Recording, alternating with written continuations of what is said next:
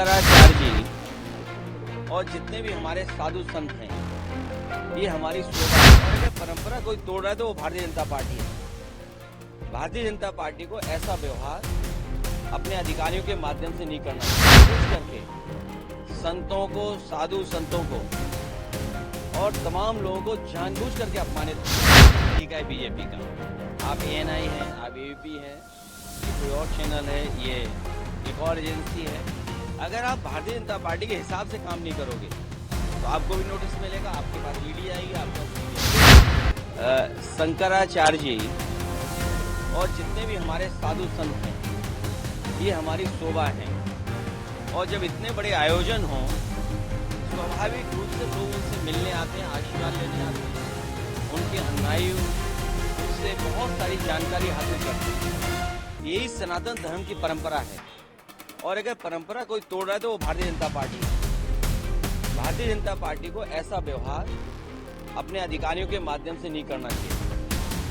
Bharatiya Janata party ने जानबूझ करके संतों को, साधु संतों को और तमाम लोगों को जानबूझ करके अपमानित किया है। जो संविधान, जो कानून, जो देश का हमारी पहचान है, जो भाईचारा है, जो हमारी संस्कृति है, जिसको सम्मान दिलाने का काम होना चाहिए, वो भारतीय जनता पार्टी नहीं करती।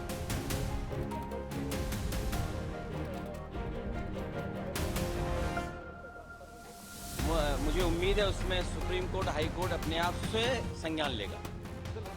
सुप्रीम कोर्ट और हाई कोर्ट से संज्ञान लेगा। और मैं समझता हूँ देश के जितने भी बुद्धिजीवी लोग हैं और जो जजेस लोग हैं, वो स्वयं संज्ञान इस बात को लेंगे। ये हमारे और आपकी चर्चा की बात नहीं।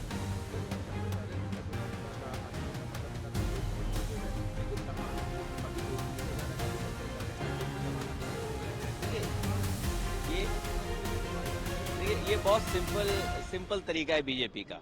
आप ANI हैं, आप AVP हैं, ये कोई और चैनल है, ये एक और एजेंसी है। अगर आप भारतीय जनता पार्टी के हिसाब से काम नहीं करोगे तो आपको भी नोटिस मिलेगा, आपके पास ईडी आएगी, आपके पास CBI आएगी। तो ये बहुत सिंपल फार्मूला है, ये कोई नई चीज नहीं है। और फिर किसको अधिकार है? अरे अधिकारियों को अधिकार है कि एक शंकराचार्य जी से पूछें। ये तो सनातन धर्म का सबसे बड़ा अपमान है। एक अधिकारी अगर पूछेगा शंकराचार्य जी के बारे में, आपका सर्टिफिकेट परिचय क्या है, तो इससे बड़ा सनातन धर्म का, इससे बड़ा हमारे साधु संतों का, इससे बड़ा हमारी संस्कृति का, इससे बड़ा हमारे माघ मेला का, इससे बड़ा हमारे हिंदुस्तान का कोई अपमान नहीं हो सकता जो भारतीय जनता पार्टी अपने चापलूस अधिकारियों से करवा रही है। अभी पहले शंकराचार्य जी का सम्मान कराइए और माँ गंगा को साफ कराइए, माँ यमुना को साफ कराइए, माँ गोमती को साफ कराइए। पहले ये नदियां साफ होंगी, तब जाकर के हमारी संस्कृति बचेगी। अगर आप सत्ता में आते हैं तो पूरे मामले की जांच करवाएंगे सर? नहीं, हम किसी की जांच नहीं करेंगे।